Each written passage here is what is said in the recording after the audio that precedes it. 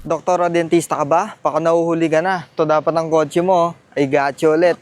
No broke boys, no new friends. I'm that bitch, give me my test. Ain't no lie, ain't no shade. So this is the 2018 Subaru Forester all-wheel drive automatic transmission exterior-wise. Fresh original paint, auto-retractable side mirrors, 17 inches alloy wheels, makakapalang tires. At dito naman sa harap, LED day, running light, projector headlight, fog lamps, functional grille at 4 ang ending. At sa pinakalikod, LED taillight, symmetrical all-wheel drive, rear camera at sa trunk.